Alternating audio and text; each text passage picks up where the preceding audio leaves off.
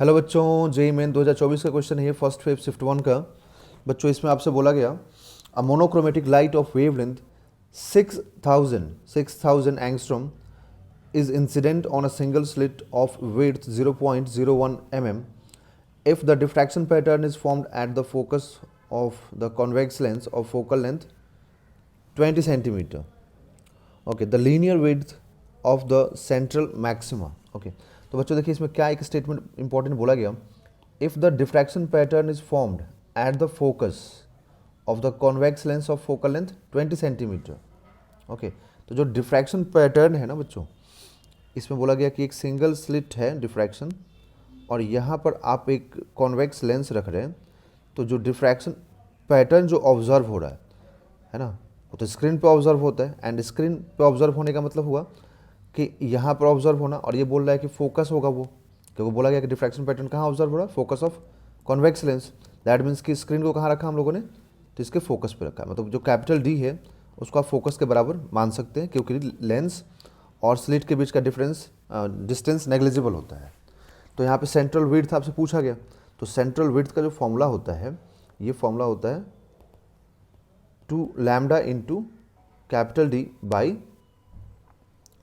A, where A is a slit width. Okay, तो यहाँ पर आप 2 लैम्डा इंटू डी की जगह पे आप फोकल लेंथ रख दीजिए, ए रख दीजिए. तो स्लिट विड्थ कितना है, 0.01 mm है. ओके, तो आप सब कुछ सारी वैल्यूज़ को रखिए यहाँ पर.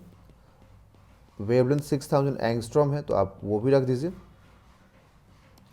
ठीक है. और फोकल लेंथ दिया हुआ है 20 सेंटीमीटर, तो इसको आप मीटर में कन्वर्ट कीजिए, मीटर में कन्वर्ट करके लिखिए. और ये ए का वैल्यू विड्थ का हम लोग को दिया हुआ 0.01, तो आप 0.01 यहाँ पर रख दीजिए, ठीक है. अब देखिए ये आपको यहाँ से क्या मालूम होगा, तो 10 टू द पावर -3 है, तो ये कैंसिल, और 3 0 और भी कैंसिल होगा.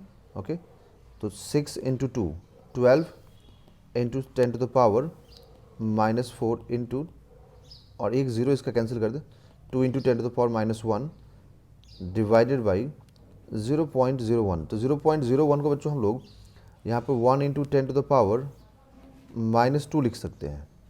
अब इसका 2 और भी ज़ीरो कैंसिल कर सकते हैं हम लोग.